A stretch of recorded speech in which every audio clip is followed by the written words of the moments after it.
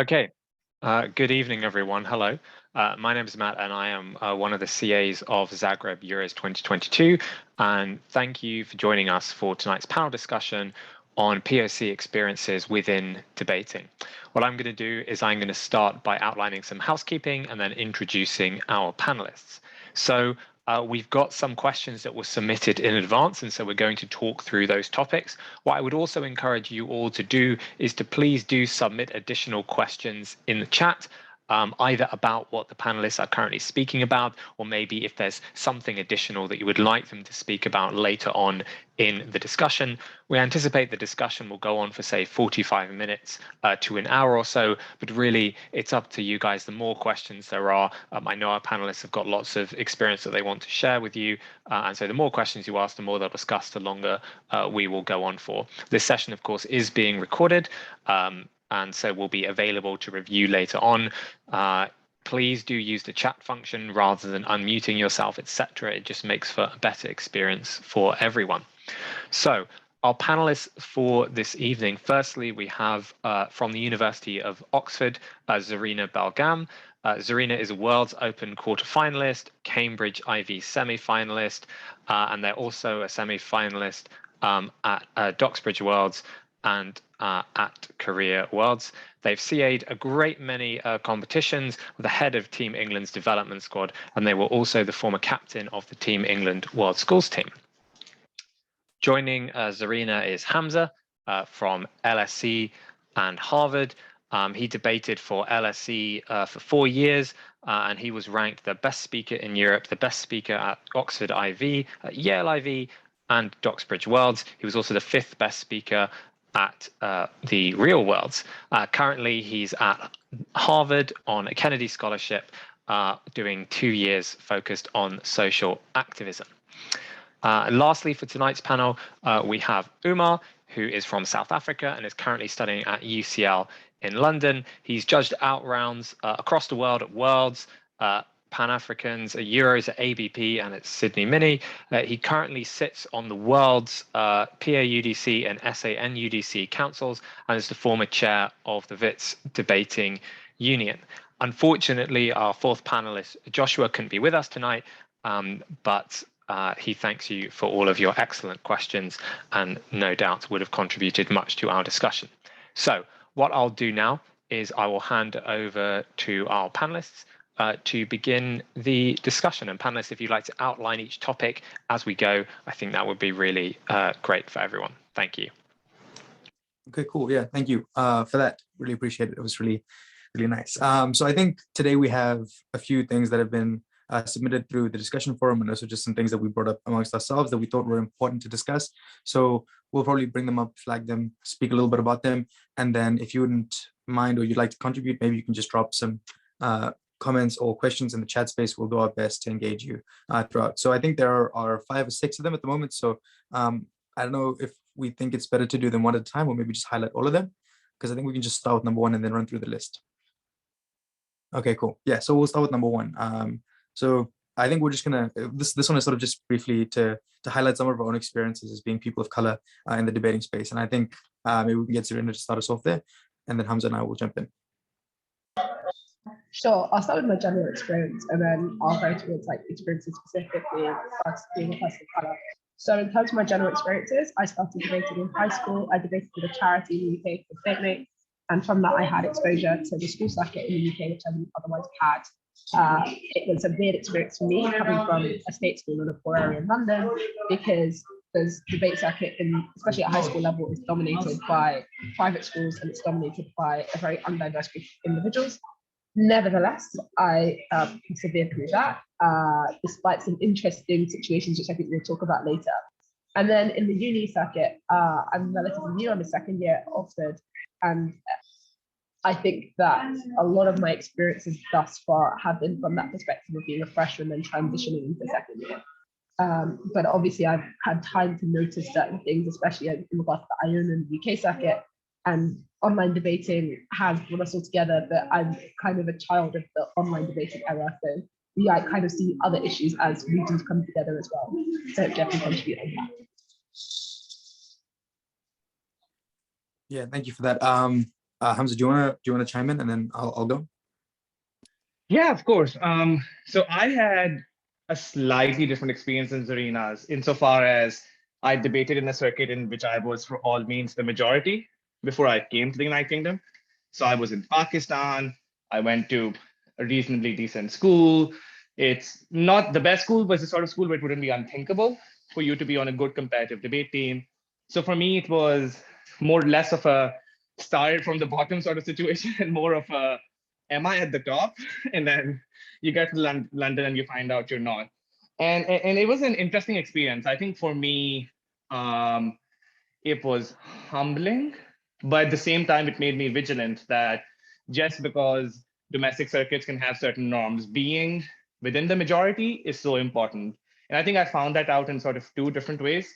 So the first was obviously where you come from, what sort of experiences you have, whether your information in debate is accounted for or discounted. But I think the second thing that I think, again, I felt perhaps a bit more acutely than some of my friends on the American and British circuit, having grown up there, is also accent bias, which I think is something that we should also talk more about, because a lot of the ESL bias or the structures that people of color face can often manifest itself in how you're saying something, not just in terms of syntax and semantics, but also tone, what sort of jokes you're familiar with, what your intonations are like. And those are some of the trickiest biases that, in my experience, we often have to deal with. But as Zina said, I persevered and I was fortunate enough to do well on the circuit before I took a very timely retirement. So that's me. All right, cool. Yeah. So thank you for that. I think just to chime in a little bit about me, I am someone who even back home in my home circuit of Africa was kind of a minority, and moving to England, it's still very much an active experience. I've been relatively fortunate to have had some success recently, but it for a long time it was almost like banging my head against the wall in terms of trying to be recognized in where I debated majority of the time in the online era, which was the Euros circuit and the Iona circuit specifically. While there was a lot of recognition that came later down the line, I always did struggle with engaging in a lot of the spaces, just because the assumption of where I come from and the way I speak did engage or color some of the views on the way that I was treated in a lot of these spaces. And I think, again, we'll chat on these to a relative extent in a little bit. So I think that sort of covers like a very Cliff's Note version of our experiences as people of color in the space. And I think the second thing we wanted to speak about was arguably something that I think maybe we've all gotten a little bit better at as we've continued to exist in the space. I think Zarina was the one who brought this up, so I think we'll pass it back to her to speak on commanding respect as a speaker or a judge. Yeah, I'm happy to start with this. So I think there are kind of two things that I would note from my personal experience. The first is, I think it's most acute when you're a minority of any form, but especially something as visible as being a person of color, which is that it feels like sometimes you can only command respect or kindness or care by being good. I think there is very much an element of exceptionalism which is pervasive at times in the debate community, where you are, as a person of color, considered like everyone else if you're really good, like if you have breaks and people know your name. But if you're not, then people are more likely to expose their biases. So everybody from this group, they might feel aren't good judges or aren't good speakers, but if one person who breaks through, who they finally recognize, then that person is put on a pedestal, and it's kind of used as a justification for not having these biases in the first place. So one thing I would say from that is, if you want to help, then try your best not to generalize whole groups of people, but not in the way that we usually say in equity announcements, in a very more direct way. Try your best to check your subconscious biases about, for example, who's on your panel, what institutions are they from, what regions are they from, which is often a code for what race they are, or what accent they have. And in general, don't just let somebody's breaks or rep determine how you value them as an individual who you engage with in a social, for example. The second thing is, specifically being a judge, I think this is heightened because as a judge, you're almost in a position of authority in the debate. So when people subconsciously think others are inferior, someone being in a position of power is even more unconscionable to them.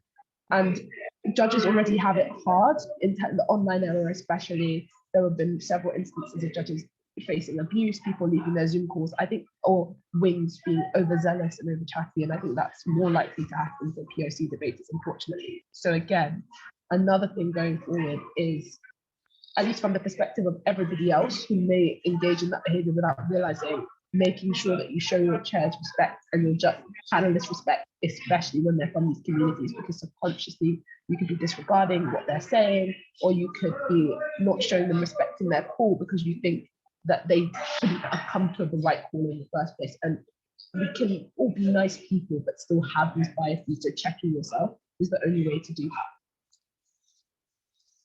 that. Yeah, I think just to echo some of the thoughts there, it is, I think, again, most people are generally, or at least they try to be quite nice, but there are still a lot of implicit biases that manifest in online debating specifically. And I think some really important considerations to make in terms of being able to actually function in these spaces in sort of an effective way. And again, I'll speak mostly from my experiences as a judge, but for a really long time, I had an issue of like breaking, but not really progressing. And to some extent, I'm pretty sure this is about like my level of quality as a judge, but I think it was also about my ability to be, to actually like engage other debaters. So for instance, I would be giving calls and I would have majority of the time speakers not coming for feedback and that sort of thing. And if they did, majority of the time, they were people who were from the same circuits as I am or from developing circuits. And I think this was a very important sort of distinction that seemed to be made. I would have a lot of the time panelists who would get reached out to feedback and it wouldn't really happen to me. And so I think it obviously, again, I think I now sort of, again, just because I've had some success, this is sort of the opposite problem now. And I feel, again, as someone who might have been exceptionalized to a relative degree, and just in terms of some of the checking mechanisms that function to benefit and try and equal out the playing field, things like regional representation, which I think has definitely come into play. It's often been a feeling when I started out judging that I was someone who was just picked to fill out a quota on a panel and that sort of thing. And these are important feelings that I think a lot of debaters do come across, especially exceptionally talented young debaters, and it does disincentivize them from contributing to these spaces, contributing on panels. I still to this day feel very, very uncomfortable on large panels. Very, very oftentimes it's difficult to contribute and have those contributions noted, and it does sort of erode your faith in and your want to contribute to these spaces. You become slowly quieter over time, which I think is a relatively big problem.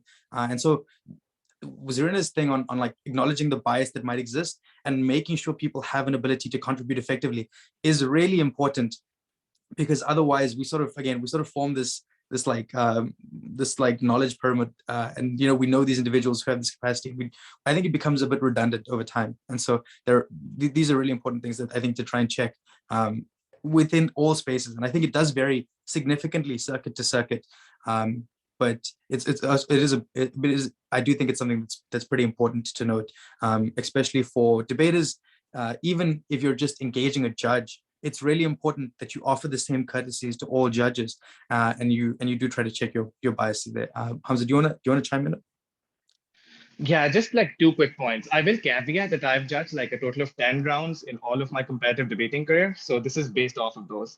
But my observation is that judging is a much more social game than speaking is. So I'm of the unpopular opinion that you can actually succeed quite well as an ESL speaker in a way that you can't as an ESL or POC judge. And that's because a lot of judging is who should we invite to the tournament? Who should we go give the IA subsidy? Who should we break? It's based on metrics which have to do with, was I having a drink with them the other evening? Was I in a group chat with them? That sort of thing. And I think in that way, debating and judging specifically is very insidious in how these social biases interplay. So I would love to talk a bit more about that. I think the second thing I want to say is I also want to hold members of my own community to account, because I don't want to give anyone on this call the impression that, for instance, Afro-racism in terms of demarking judging has to only do with like white Iona debaters, right? Like there is a very serious problem in the circuits I hail from, where it is a legitimate concern when an Indian friend of mine or Pakistani friend of mine says, oh, well, this debater is from XYZ university in XYZ country in Africa. They're probably and that conversation can go anywhere. So also putting that out there, that these biases often interplay between different communities within the broader POC community. Yeah, I think that's actually a really important point. I think Yeah, I think the onus on the discussion is to make sure that we're holding each other accountable, but along all lines. Yeah. Yeah, and actually, not to be depressing, but one thing that I've just remembered is that my judging career is actually quite new. And one of the reasons for that is that subconsciously or otherwise, I've kind of waited until I've accumulated success as a speaker before even considering judging, because it is considered quite a harrowing experience. I did a competition, for example, the Yale IV yesterday, and my heart would literally race if I saw that I had a panel, or I'd look at the teams, and I wasn't looking at rep. I was more thinking, oh my gosh, am I going to be the only black person in the room? Are people going to respect me? Are my wings going to try to talk over me because they think, oh no, he's just an idiot who you can take advantage of? So unfortunately, rep as a speaker or otherwise, sometimes for POC debaters can use it or has to be used as a shield, but not everyone can access that, and debating as an activity isn't just something that should reward the people who, for arbitrary reasons, happen to be really good at it. And so for everyone who can't access that, or even us, it's really important that people are cognizant of these things. And like on Hamza's point about this going in all different directions, I 100% agree. And the onus is on all of us to think about why we value some people's opinions over others, why we are going to break one person over another, even if it's, the feedback suggests otherwise. Any decision where subjectivity exists, and that includes whether or not you were right or the chair was right or wrong about the call, you should check yourself, because that's the only way to counter this. Yeah, I mean, just maybe a last note, and just a reminder, if there are any questions, it would be great if you could just drop them as they come up, so we can try and engage them as well. I think that there has been, I do appreciate that there has been an attempt to sort of formalize and change some of the issues on the way judges are allocated and chosen in the first place. So I have noticed that at bigger tournaments, there is a stronger onus to reflect things like feedback. But again, feedback on a lot of judges based on who they are does also change. And so I think that also, again, even the mechanisms that we're trying to account for this sort of bias do still affect people's ability to actually access these spaces. And again, I think the three of us, I think we're quite fortunate in the fact that we're from institutions that when people sort of go and try and gain some information on who their chairs are or who their panelists are, we're also shielded by a level of institutional privilege that a lot of people aren't able to access. And so I think that's also really important. But yeah, are there any more contributions, or should we hop on to the next point of discussion? Yeah, I would just add on institutional privilege that, of course, that can also be on racial lines, but often it's not. And you're 100% right that sometimes I can just hide behind the name Oxford, and that allows me to circumvent a lot of issues that people face. However, often your university is, especially at an undergrad level, based on your geographic location, because people don't branch out into undergrad like you do. So we have to even be cognizant of institutional bias and alleviating that in order to solve this problem in part. Yeah, I mean, again, I think that's why I'm a big proponent of things like team codes, just to try and mitigate a lot of these stuff. But again, there seems to be a lot of discussion, and I think weirdly it's like a weird opposition to a lot of these policies that can hopefully benefit some people.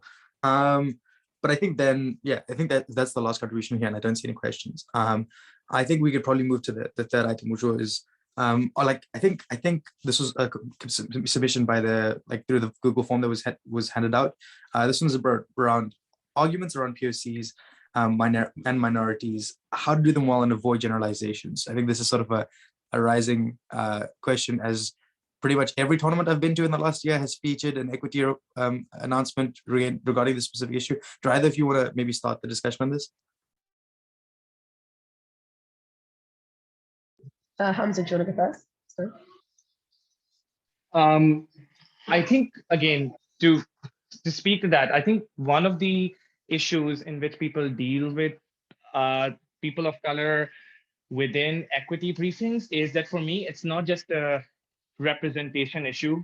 It's an issue of substantiveness. So it's often about how you debate POC communities. So for instance, and some of you are familiar with this, I've done some work with the Palestinian debating community. And again, it's not necessarily about whether they break at Euros. It's about how do you debate Palestine? What are the terms of engagement? What are the assumptions behind these motions? And I think there, I would again want to point out that while we've done a better job in this space of holding to account, for instance, motions which unfairly characterize Black Lives Matter, for instance, I think we have to push the same envelope in terms of Hamas, in terms of the Free Syrian Army, in terms of activist groups in India, in terms of activist groups elsewhere. So again, I think the issue here is there's two games of catch up here. So there's people of color communities and how they're being debated within the West.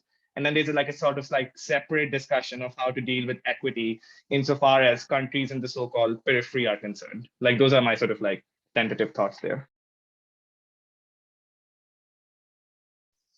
Yeah, sure. I 100% agree with Hamza. I would add that I think the generalizations that are most common when it comes to minority communities are along three lines. So the first is the developing world and seeing the developing world as a homogeneous block. Now, of course, not everyone from the developing world is a POC, and not everyone who is not from the developing world is necessarily white. However, I do think that Western views of the developing world get superimposed into debating, and all debaters, even debaters from non-Western countries who know differently, are forced to use the same assumptions like all of Africa is poor or everyone is a dictator or X, Y, Z.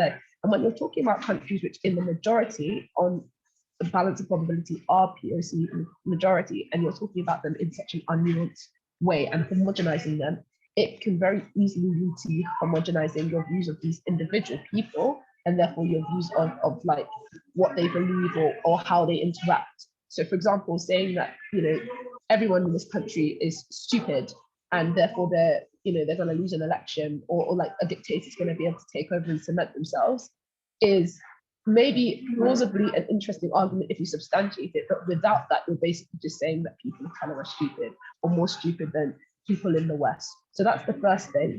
The second one is on minority communities in majority areas. So for example, talking about, African Americans is the worst example here, where I think there's a lack of nuance often into like how diverse the conditions for individuals are. So everyone wants to say we're helping the minority, and everyone can give the standard lines about, how individuals are oppressed. But people often assert that what that group wants is necessarily the policy that is being advocated for by your side. But really, the only reason you're asserting that is because you want 3 points in a debate. And what would be useful is, sure, you can go through your 3 points, but also being nuanced into why is it these communities want these things in the first place. So saying we give these communities X, and this is important because they're oppressed, is not doing your duty to these communities.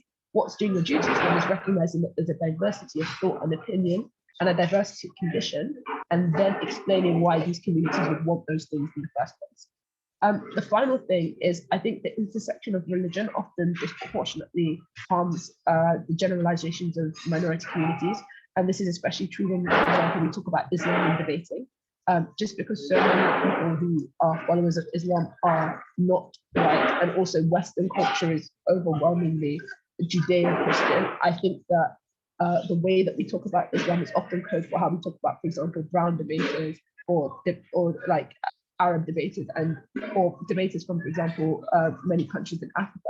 And so being more nuanced in, for example, how much people are willing to integrate into other societies, or more nuanced about what religious people think and feel, goes some way to solving that, because of course not all people of color are religious, but I would say plausibly a higher percentage are than, say, non-POC people. So those would be my contributions. Before you jump in, Omar, do you mind if I just chip in with 2 quick things? I think there's like something very interesting that Zarina's threading there, if you don't mind. Yeah, please go ahead. Okay, so I think the first thing is, I've noticed that like these well-intentioned discussions can have the effect of people not debating these things anymore. So I just want to make very clear that the contention here isn't that it's so-called controversial that you can't debate it anymore. You can debate anything. It's about how you debate it. So I feel like that's an important qualifier to make. I think the second one, and maybe this is an open discussion that we should start having, is different things are equitable in different circuits.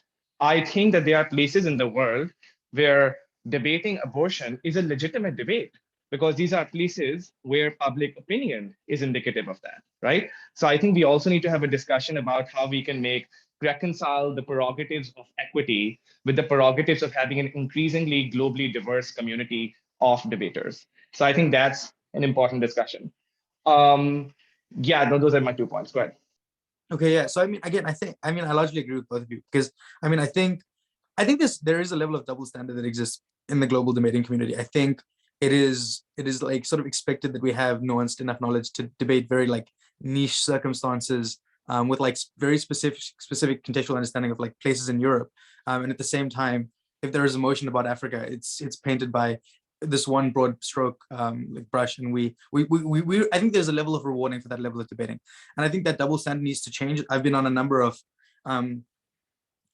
chief adjudication panels where I've given like emotion in the African context or in the context of a developing region, not necessarily like I believe like overly specified to that region, but I get often told, you know, maybe there isn't enough knowledge on this. And so I think this is exactly what Hamza's talking about. We move away from the conversation because we're scared of that sort of thing. And I think this is really important because this double standard is very frustrating. And I think this probably gives us some good space to answer the question that was given in the chat. It was, when organizing a tournament, what actions can all comers take to improve the experience of POCs at the tournament or in the circuit more generally? Maybe I could start because I do a little bit of work convening, and so I think I have a bit of an understanding, and I think my tournaments have been I think very, very safe spaces for debaters, and we've done a number of policies that a lot of other tournaments are scared to implement, but have been really successful in making people comfortable.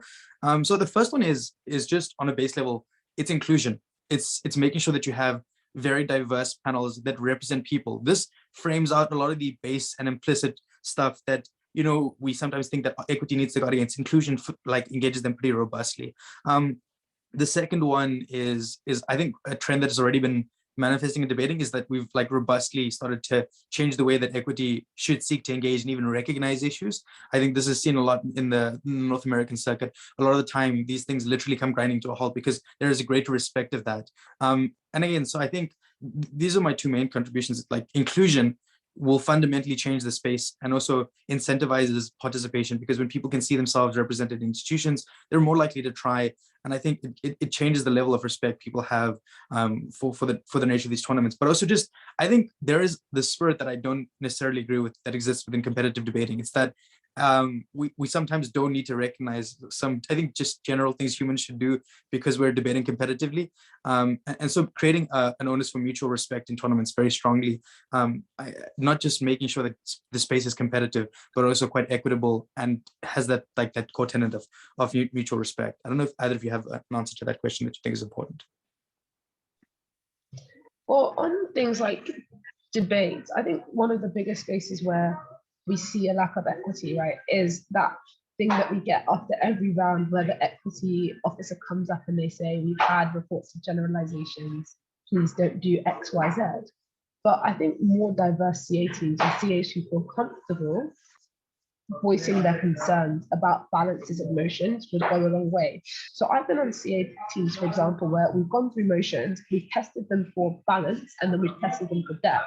But nobody actually thinks about what things are we asking people to argue and are they potentially problematic. What tends to happen is that you have this really long call where you have about 30 motions and people talk to death about irrelevant things. And then they say, we'll send all of these motions to the equity officer the day before, and we'll have a backup motion in case something's too triggering. But the problem with that process is that something doesn't need to be triggering necessarily for the arguments that teams need to, or the things that teams need to argue being problematic. And so a greater emphasis from CA teams themselves, who probably have in the best position to know what the best arguments or the arguments they want to see are, as to whether the things you're asking teams to argue can be argued in a nuanced fashion. And crucially, in the vast majority of cases, whether teams will be rewarded for arguing in a nuanced versus an unnuanced way. So in a motion where disproportionate teams are going to be rewarded for arguing in an unnuanced way, think about, is there a way we can change the wording, for example, to ensure that, you know, that is less likely to be the case. So to give you an example, adding an info slide can often add context to a debate, which means that the average reasonable voter is now assumed to know this information. That changes the burden for what judges are allowed to assume. It also changes what teams are allowed to assert. Similarly, changing words like this house would to this house prefers changes nature, having to implement the policy, and takes out some of the level of mechanistic or models, swabbles, which lead to people saying, oh, well, it won't happen in Africa because X, Y, Z, or blah, blah, blah. I'm not prescribing and saying these are necessarily the steps you need to take. I'm just saying that within our ability as debaters, and especially as CAs and motion setters, we do have the capacity, and we need to start using that capacity to ensure and preempt that you don't have these issues down the line. Because if we're having so many complaints every round, then the motions can surely be tweaked so that we can argue and debate the same things in a more nuanced way. And we shouldn't feel afraid of leading debaters towards that. It's not anti-competitive to lead debaters to start on an equitable footing in the first place.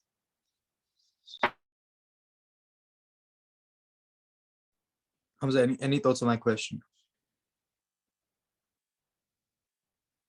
If not, then I think we can. Okay, cool. Sorry, just like a couple of things. My apologies. So I think the first is just a meta point about us being asked these things. Like, just remember that we are often foreign travelers in our own worlds. Like, 9% of Pakistan speaks English. Like, I'm someone who's at Harvard.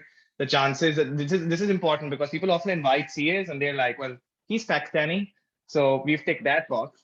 But like the issue is that you don't intersectionalize your diversity, right? Like the vast majority of, and I'm happy to die on this hill, the vast majority of POC debaters who debate at elite institutions are elites, right? So that's an important thing to keep in mind, which is we can tell you what you can do there, but we're also in many ways, and happily and unhappily, poor representations of the communities that we represent, at least in my case.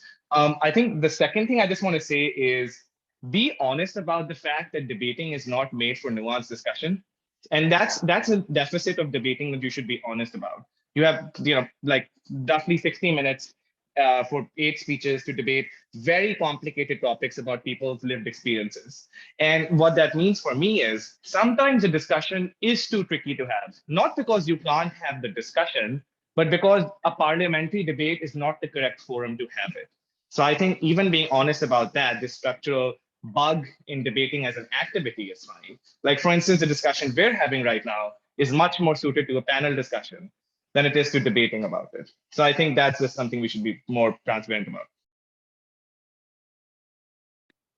Yeah, I think importantly in that though, I think there are just also things that you shouldn't, like, you should just note. Like, I think the general response to this this equity thing is that, oh, these arguments are not persuasive, but I don't think that is at all curbed the amount that they've happened at tournaments. And so I think it is also like, it is important to sort of formalize a level of understanding in the same way that like judging manuals have changed to reflect things that we structurally recognize as being like deficit, like in deficit historically, things like POI formalization. And I think it's important to show that there is like a formal recognition and wanted to change in terms of these things, in terms of things like the judge manual changing to reflect that generalizations aren't ever or should never be characterized. And I think it's silly because I think most debaters are not going to read the judging manual for worlds. But I do think it's important to show that there is that level of change over time. And again, I think that's something that's important on some level. And I think if we're done with that, then we can probably move to the next item, which was how to deal with call out generalizations that are not, that are not equitable. Zagreb, do you want to start us off here again? I guess the first thing is, because of how broad that question is, I'd say it depends on the context. We would expect, for example, as per standard equity policies, if it's in the middle of a round and you're chair, that you follow the standard policy. If you feel comfortable going up to the person after the debate and explaining to them why that was wrong, and usually they'll apologize, and you should do that, and then you should use normal equity mechanisms. But sometimes you're not in that position. So, for example, if you are on a side and you hear somebody say something inequitable on the other side and it's directly attacking your identity as a person of color, it can be sometimes difficult not to get little bit emotional about that. Not in the sense that you're crying or anything, but to get frustrated and angry to let it affect your speech. For example, maybe you over prioritize rebutting that person and talking about how outrageous what they said is. And I think that we shouldn't be afraid to think about the fact that rebutting that instinct is a level of catharsis, but also if you feel comfortable, do go and follow up with the normal equity mechanisms. Because from my own experience, what I think tends to happen is you hear something whack, and then you go, that's awful, how can they even say that? And then your speech, you say for like 3 minutes, that's awful, how could you have even said that? And then you kind of almost deprioritize other things in your debate. And ultimately, if you take a loss because you deprioritize, because unfortunately debating, again, doesn't reward you for calling that out more than it rewards your case, then you feel even worse because you feel like that person has almost gotten away with making that generalization just because you didn't focus on other aspects of their case. So in that very specific situation, one thing that I've done, and there's no right or wrong answer here, is to try my best to keep on track to beating or just fulfilling my duties in the debate. Obviously highlighting that that's unacceptable, but then also saving a lot of my deep explanation for why that is unacceptable until after the debate. Just because from my personal perspective, if I feel that somebody, given that we accept that debate was a broad game that sometimes rewards those things, if I feel that somebody had a higher chance or won because I was so off track, calling them out about it, that's going to make me feel worse because it makes me feel like they've been rewarded. So that's just what I do personally, but there is no right or wrong answer here. Yeah, I mean, I think for me, I mean, it's also just personally quite exhausting in terms of having like sort of the onus to even affect, like, to call out these things in general. And I think this is just a mark of how it's sort of ubiquitous in the debating space, unfortunately. I think the one important thing is that you should just become, and this is something that I've only become comfortable in doing, but I'm really robust in like just filing equity stuff against people and having like making the best use of equity possible, just trying to make sure that these things are noted. And I think this is the general trend, because we seem to be getting the announcement from equity more and more these days. But I think it's important that if you do feel acted upon, that you try and make use of equity, because it also, it's kind of silly, but like there is less of an onus to problem to solve the problem if people don't like make their voices heard in trying to be noted in this space. And I honestly, I feel bad saying that, because I think it's a tough burden to put on people to have to solve their, like, I hate saying it, in fact, but I think it's just, for me, got to a point where if I don't do it and I have to judge with that same person or see that same debate at every single tournament, it becomes really frustrating for me. And for a long time, it would mean I wouldn't go to places, or I wouldn't go to tournaments, certain regions, because I was really frustrated by the engagement in that space. And personally, I mean, I think the onus is on all comms and CAs and equity teams to make sure that these spaces are guarded from that. But I think it's a big ask. If I could just say one quick thing before Hamza chime in on the increase of equity complaints, I think people also need to feel less targeted by being the recipient of an equity complaint. We've all, in the heat of the moment, said and done things which may reflect our subconscious biases, but also may just be genuine mistakes, because as Hamza quite beautifully touched upon, debating is imperfect as a format and actually is a ripe and prone environment for these mistakes being made. And so to that end, for example, I'm not happy to say, but I fully recognize that I've said things that are worthy of being equity before, and I have been equity, and I've reflected upon those things. And I think one of the worst things, especially when it comes to, for some weird reason, POC issues, is when people are in their regions or in their group chats or whatever, there's sometimes this kind of almost pernicious thing where somebody plays like they're a victim because they've become the subject of an equity complaint. They go and talk to their other friends, and they obviously give their perspective of the situation and why it was nothing. And then it just cements this view that the person who's aggrieved is being soft, and therefore nobody's learning anything. So the first thing I would encourage people to do is not to feel like you're a bad guy. And when I'm an equity officer, unless there's been a serious violation, I always try my best to emphasize that this isn't about someone being in trouble. It's about educating so that you don't cause others harm in the future. And of course, it's okay to feel bad that you cause harm, but then to be defensive and to suggest I'm not a bad person, therefore that didn't happen, or that person's being soft, and then to go to your friends, which on the online era with group chats is even easier, to attempt to, kind of almost make yourself feel better, is not the right way to approach it. And it seems it would prioritize your personal feelings over just not repeating that same mistake and causing harm. So always thinking about how much you're centering yourself as well when you're the subject of a complaint. And this for anything is really important, because we can all make those mistakes. Yeah, no, I think that's very interesting. And like I think most of our friends on a debate circuit would rather be like, charged £1,000 by an officer than be charged with any form of racism or sexism.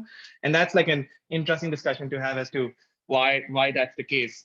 I've been taking this course at Harvard called Race and Racism. They instituted it because Harvard wants to do lots of Black Lives Matter, so they've instituted a course. And one of the things that they teach there is this is guy Khalil Gibran Muhammad. He's fantastic. Is this idea of generous listening, and I think that's really important when dealing with different cultural communities, in my experience. So you know what? Some people just don't know the correct language, and at the risk of sounding conceited, like recognizing privilege can often be a privilege.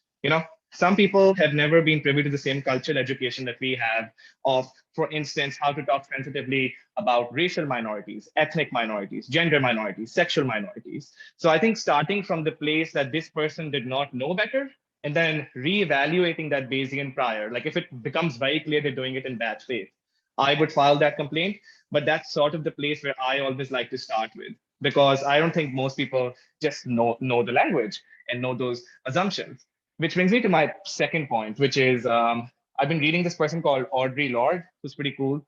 And one of the things that she says is you need to prove why diversity is important, right? Like you can't just say it's important for its own sake. And this is sort of how I think about, for instance, gender pronoun policies.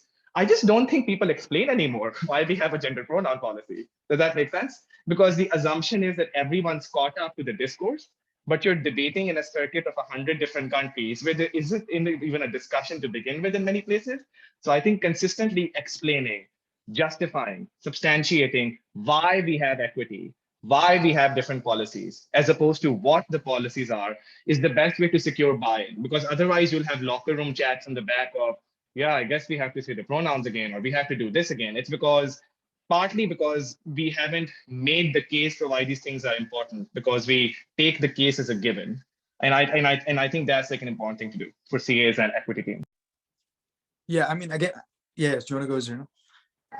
No, I was actually just going to say, and for just to protect this from straw manning, because I 100% agree with you, Hamza, it's not the case at all that it's the burden of individuals to do that, but we have structures such as equity teams and CA teams and OCONs who can take on that responsibility for individuals where they don't feel able to. We have, for example, anonymous complaint forms. We have equity teams who can explain these things. So it's not necessarily more laborious for minorities themselves, but it would help to counter some of these things that Hamza was talking about, where people just don't understand the norms that we have because they've developed out of North America and Iona, and people feel like they've been almost left behind in that sense, and not respecting the diversity of education around the world on these issues is in and of itself a racial issue.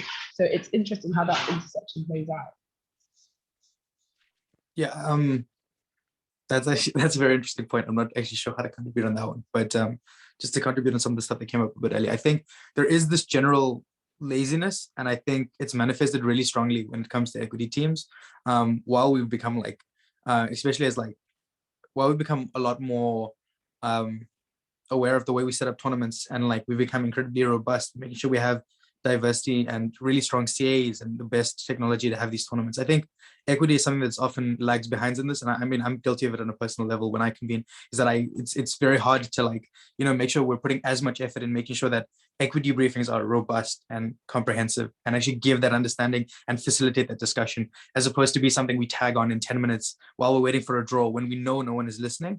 And so this is also a real frustration in the space. And so again, I do agree that again, doing something for the sake of doing it it doesn't really help the space get better. But at the same time, the onus needs to change then. And it exists at big tournaments. So like the World's Equity Briefing is long, but you can't make people listen to that. And so it doesn't matter if you have the best people in the world giving and the best people for the job giving it. If debaters don't have a want to engage in, that's also another can of worms to open up. But again, just like, and I agree with Hamza again here, it like, for instance, when it comes to equity, it's important as a safeguard, because equity officers take upon themselves the onus to make that space equitable, where people and debaters who occupy that space don't necessarily. And so saying, listen, this happened in my room, I don't think it was malicious, but it needs to be engaged, is a very good use of equity, I think. It's an important way to make sure that individuals are engaged. It doesn't mean that people are removed like arbitrarily, but there is a conversation from people who take that onus upon them to actually have that discussion. And so, yeah, that's probably where I'd leave it on that one. Are there any questions just before we continue on? If you do, please just drop them in the chat space, because I think we're nearing the end of the planned discussion. I think one of the last things we had was dealing with like microaggressions and also equity, like using equity as an effective mechanism for protection. And I think this is something that I want to talk about a little bit. And so maybe I can start off here. I think again, also, I mean, I'm relatively privileged in this, in that I don't look like someone who comes from the place I come from. And so I sometimes get like offered this level of safety from people. And if I turn off my camera and they don't know who I am, they treat me a certain way. But at the same time, the sort of debating space itself does this thing where it makes you this one of like the sort of figurehead of places. And again, I think we've done it at some level, like at Worlds, as a way to make sure that there are representation, but like becoming the person from that region is also really detrimental, because it does sort of limit your ability to actually function as an effective member of a lot of these spaces. And I think microaggressions specifically manifest quite a lot in these spaces. And I think more for like the average voter, I think this has been really, really bad in places like Iona, where Oxford IB goes online, and now all of a sudden it's not just a predominantly European tournament, it's now a global tournament, and you have so many nations coming to that. I think I'm honestly not sure how to like talk about it, but just to explain, or rather note my frustration on it.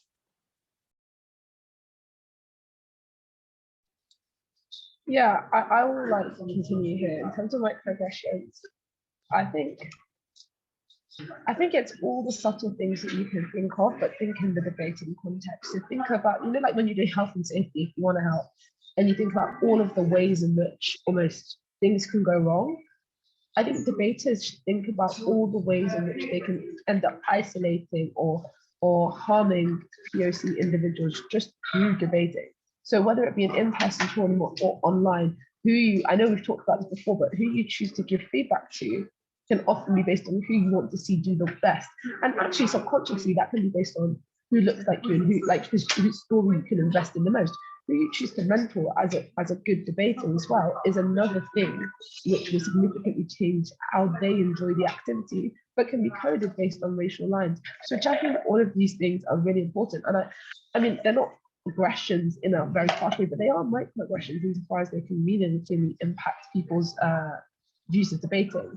And it's everything that we've talked about really in a bow. How is it that you're treating your chairs who are not from a region that you know, or not of a race that is like you, for example? But it's also, I think, more subtle things, or one very specific thing, which is institutional rep, I think, is actually really pernicious specifically because of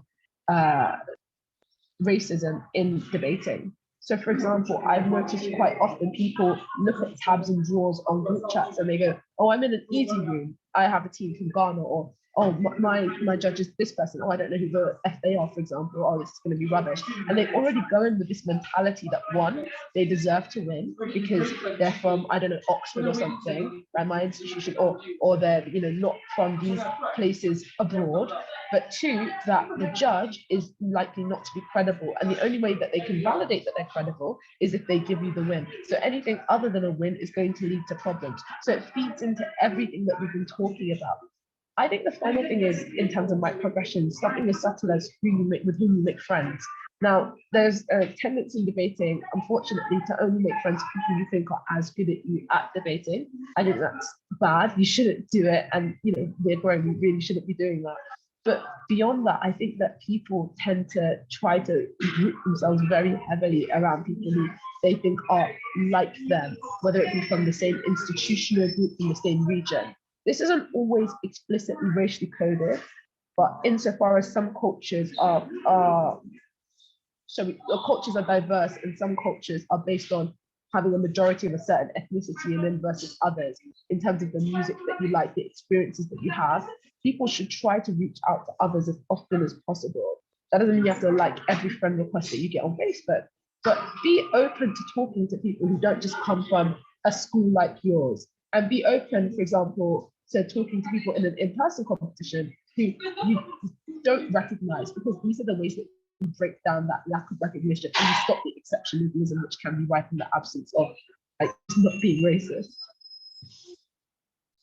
No, I completely agree. And like my solution to that has just been to not have any friends on the debate circuit, which has like, worked out as well as it has. But I think it's such a difficult discussion to have. Okay, I'm going to say something unfair. I think everyone who has done well on the debate circuit should not hang out with their own in-group. Like, I strongly believe this. Because if you've gotten something out of it, like a C, like these things matter, right? Like if you got good at debate, you're doing better in classes, you probably maybe got a job somewhere. At the very least, you're getting praise every weekend from people who are around you. So if you're getting those real benefits, then for instance, what we used to have at LSE was like a rule where the first couple of terms or semesters, however you want to call them, you can't hang out with your own group. You have to go out, you have to meet the different people who join the debate society, hang out with them, all of that stuff. And I think this comes back to what Zarina was saying. I think most of the problem with debating comes down to in-group, out-group, like who your friends are.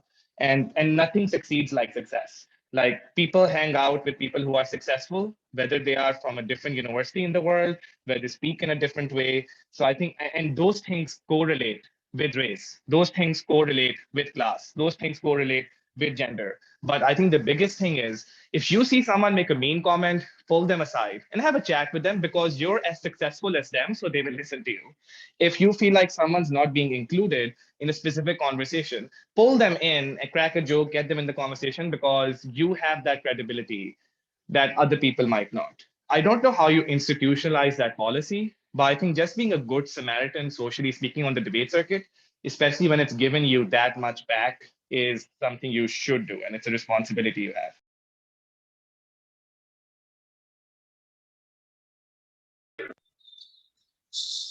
Oh, go on, Noel. Sorry. Yeah, no. So I mean, I think this is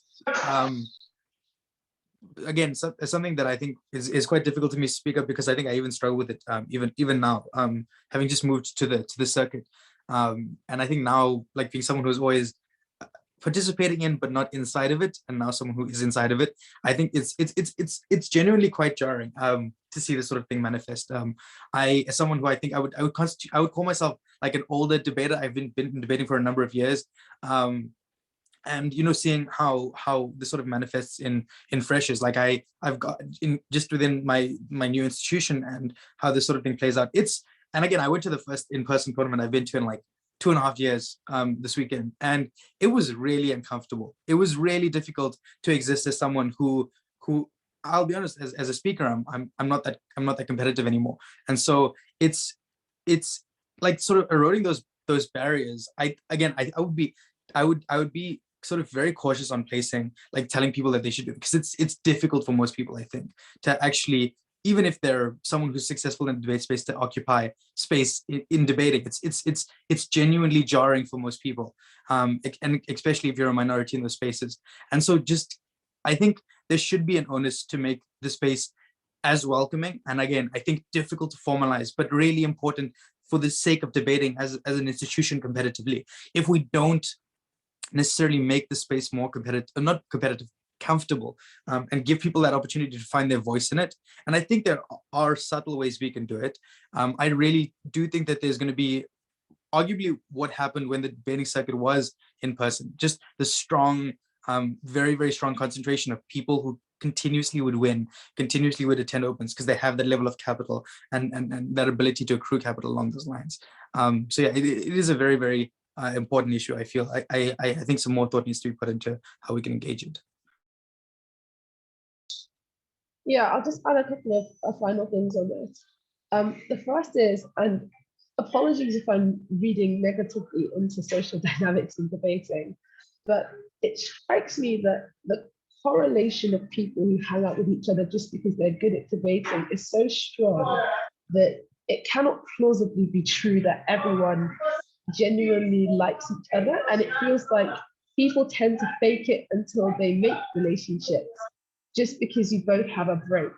Now, what that would, I don't want to get into like a whole speech here, but what that would suggest to me is that it would actually be relatively easy to talk to other people, because if you are not using that as your metric for who you talk to subconsciously or otherwise, and you are checking yourself for your simp culture, then you're far more likely to actually look to find people who have similar interests to you and with whom you genuinely get along. And given that, like, even simp culture is based on often a mixture of who we think is good at debating and who we think is attractive if we take things like debating, and how that can be racially coded, it's even more important that you do this.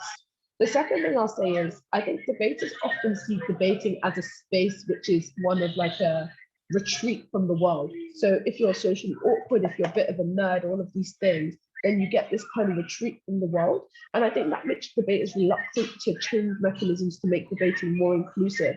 So one thing that I often see is that uni societies, we get a decent amount of people coming in as freshers, but only a small core who already align with the culture that debating tends to superimpose, who like these specific songs, you know, who do these specific things, stay by the end. So we're losing out on talent. And I would say, at least in the context of Iona, we're losing out on talent from people from POC communities, because the culture is very much this kind of Western white culture. Everyone likes these specific sets of songs. I don't even know the songs, if I'm being honest with you. And as a result of that, you can only really gel with these groups, and you only really can get your foot in the door if you're like that. And in the absence of being good, I like literally just coming out of the womb, being a random freshman, no debate experience, who's amazing at debating, you have to align with that culture to get opportunities, to get programs to become good. And so it becomes a vicious cycle. So when you're ahead of a society, you need to be aware of these things. And some of the things that Hamza suggested, like people mixing in first 2 terms, are excellent things to try and implement, especially if you want to retain people, because these are things which will have cyclical effects. You're the only person of your race on the circuit, for example, and then you feel pressure to be seen as a representative, and all of these things compound themselves. So even just for the sake of debating and losing out on talent, regardless of who it is, we need to stop that kind of in culture, whether it's simps or whether it's debating in general.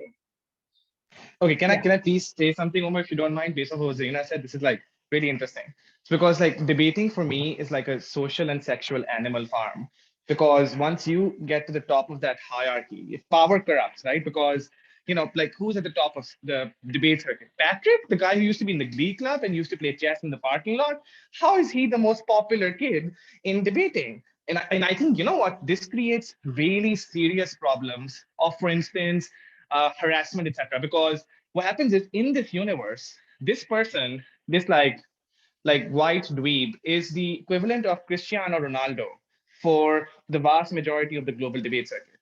And I think people don't appreciate that fact, that when this guy does something horrible, it's hard to complain because he's basically like a god in the debate circuit. And I've tried so hard to explain to my friends what debating is, and they just can't appreciate how much authority and it's like being in the Beatles, like how much adoration is given to people who are good at debating, especially like white guys who are good in debating, who cannot find that social currency elsewhere.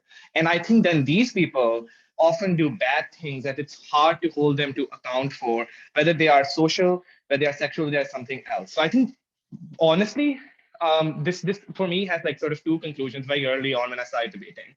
One, like when your speaking points are not an indication of your human value, right? So like what that means is, please look at that person as an individual. I think that solves like 50% of all equity problems if you just treat people as individuals, independent of whether they broke at like HWSIV or whatever. But secondly, it also breaks the bubble that Zarina was talking about, because you're not going to hang. So for instance, the people I hang out with are people who I'm like, this guy's dad owns like nightclubs in Athens. That's completely insane. Let me go and make friends with him. Or this person's dad fought in Sarajevo. How did that happen? So like, again, try to think of individuals the way you would at a party. Like, you know, it's what are their life experiences? What are their professional experiences? What do they want to do in their life? As opposed to speaking, because this community can then become so incestuous and toxic, and it creates such natural hierarchies that's hard to break into them. And it's hard to hold people to account. I think that's, in my mind, very important. Yeah, I think I think we're also like nearing the end of the allocated time. So I think if there are any more questions, please try ask them now so that we get a chance to discuss them, because I think there is still some space for discussion. I think this is really important because I think this hierarchy is I think the two mechanisms you guys brought up is just like, being a good debater doesn't make you a good person, but also you can be a good person who's not a good debater. Like recognizing that sort of goodwill is really important. And again, I think it's also beneficial for debating. I think debating is at its best when it's the most inclusive and it has the most voices represented. I think this should be the intuitive thing for people. If you supposedly value that level of competitiveness, I think it should be intuitive for us to try and develop debating along those lines. And I think it needs to come from spaces like this that are like, formalized. Like the fact that we're having this discussion is because the EUDC Council recognized this as an important issue, and so I hope that there will be a level of conversation around this. But in terms of inclusion and just making, like, for instance, it's really difficult. I felt like for a long time my break potential was linked to like my understanding of groups like pop posting and shit posting, and whether or not people were whether or not people were engaging with my CA announcements and stuff like that. Like that felt like a legitimate means for me to quantify like my value in the circuit. And I think it's unhealthy that this is sort of the intuitive, the conclusion that is manifested for a lot of people. I do believe that institution heads should have or should take across like a lot of onus in terms of solving this. But I also think that in our individual capacity as people who exist in the circuit, like Hamza says, welcoming people, making them feel included, not making them feel like they have to pass tests to access these spaces and grow and develop themselves to find their voices. I think these are arguably the most important outcomes for most people, not so much winning world titles, because most of us won't. And so make sure that there's some level of personal fulfillment, I think, is, and I get that this is not at all within the purview of what we have to do, but I think it makes the space a more beneficial one over the long term. Yeah, sorry, is there anything else anyone wants to say? Because if not, then I think we'll probably move to wrapping up. I don't think there are any more item contributions. Would either of you two want to bring anything up? I have like one final thing to say. I think, and I've been thinking about this a lot since I quit debate. And I think one of the things I really want to work on is to make debating in the Western circuit similar to non-Western circuits. And I think that solves the problems of equity as well.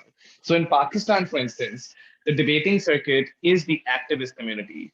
It is the community fighting for like Pashtun rights, women's rights, Shia rights, Ahmadi rights, that sort of thing. And I think it's very similar in India as well, for instance. Like you'll have debaters from DU working for Pinjra Tod or whatever it may be. So I think one of the ways, go back to why you joined debating. Like you joined debating to meet different kinds of people, and you joined debating to become better at making a change. And I think keeping that in mind is very important for POC communities. I think debating has been gamified now, like you guys were saying. Like the trap is that the measure for enjoyment is, did you break with someone, or like did you get with like the best speaker in America or whatever? But like it's like, what's the big picture? The big picture is we are here to make a difference. We're picking up tools of resistance, which is this discourse, and we can actually enact a change here. And part of doing that is finding like-minded people, and they will very rarely correlate with being the best speaker in the world. They will much more often be people who are doing fantastic work for communities all over. So that's just like my parting conclusion. Yeah, okay, awesome. I think Zarina is going to contribute, and I have nothing left to say, so Zarina, you can probably end this off. Yeah, I'll just say, like, whilst a lot of what we have said, I think is more important or is more poignant when we talk about POC debaters, I think a lot of what we said applies to all sorts of disadvantage. Even disadvantage which comes from not being an amazing speaker, but sometimes people are just naturally good at picking up speaking. And I think this conversation has been useful. If you take away anything from this conversation, then take away that a lot of the concerns that POC people are going to have specifically in debating are concerns that every debater would benefit from solving. Things like that, the toxic in-groups, things like people who are so high on the tab, having these private group chats and discussions. All of these things will have a really more acute effect on many POC debaters who lack name recognition unless they're really well known or who suffer from exceptionalism or institutional bias. But a lot of these things affect debaters who aren't POC as well, who just happen to be a normal debater who succumb to the pressure of idolizing individuals. So take everything that we said as specifically or more poignantly applying to POC debating, but also work on these things just for the sake of the community which we live in.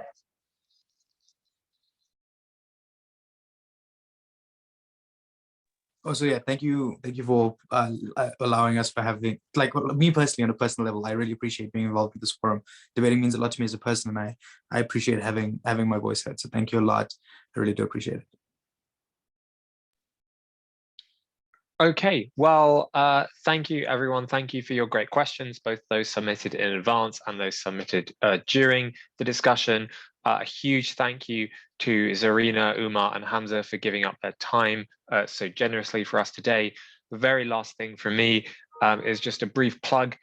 Tomorrow, we are hosting another panel discussion, this on debating and careers. How can you leverage debating in a future career? What skills are useful, CVs, all that kind of stuff. It'd be great to see you guys there. As ever, details will be posted on the Zagreb Euros Facebook page. So that is it. Thank you again for coming. The video will be posted online, and we'll see you all at another event soon. Bye, everyone. Bye, guys. Cheers, thank you.